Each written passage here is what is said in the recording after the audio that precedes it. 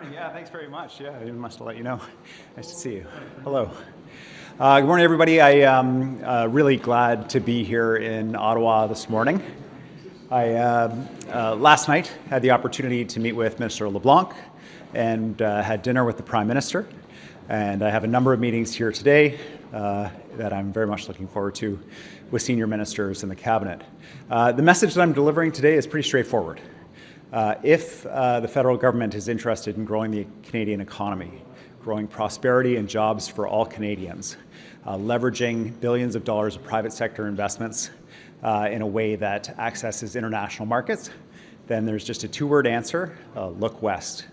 In British Columbia, we have tens of billions of dollars in projects that are well advanced in environmental assessment, where we are facing final investment decisions from major companies around the world, ready to invest in our province. And with a strong federal partner by our side, we will deliver those projects. I'm really pleased that 40% of the projects on the major project list were British Columbia projects. It was not a surprise to me. The list could have entirely been BC projects if the priority is on private sector projects. And we're keen to work with the federal government to deliver for all Canadians, to grow our independence from the United States, to increase our prosperity for all Canadians, and really to create those jobs that families are looking for. Did your discussions here in Ottawa? Did your discussions here in Ottawa? Were sent from the BC Ferries head to the Deputy Minister in Transport, saying that they gave the federal government a significant heads up on this Chinese loan. Have you raised this loan issue with the Prime Minister? Do you have any comment on the concerns pointedly expressed by Mr. Jimenez about this whole thing? Well, I just met with Minister Freeland's replacement, Minister McKinnon, and I did raise the ferries issue with him. I am obviously disappointed that there hasn't been an increased emphasis on the incredibly unfortunate treatment of ferry users in British Columbia compared with ferry users in Eastern Canada.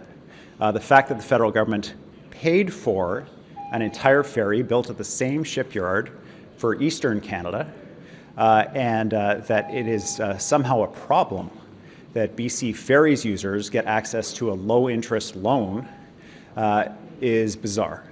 It is a situation where BC Ferries users get, on average, $1 in federal subsidy, while Eastern ferry users get $300 in federal subsidies. And so as a result, that disparity and that unfairness needs to be addressed. Should the West Coast tanker ban?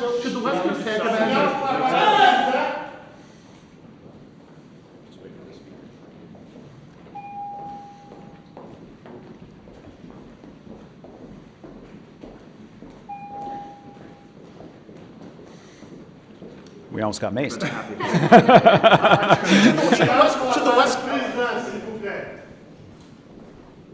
Should the West Coast tanker ban be reversed?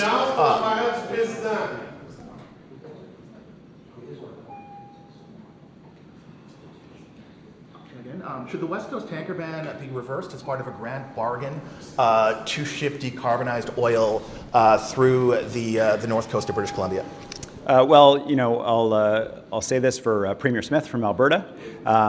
She's an incredible advocate because you would never guess that there is no private proponent, there is no money, there's no project, there's no support from First Nations along the coast. In fact, nobody's talked to them.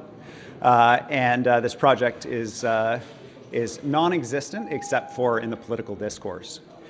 In British Columbia, we have tens of billions of dollars in projects with private proponents that are ready to go, that need a strong federal partner.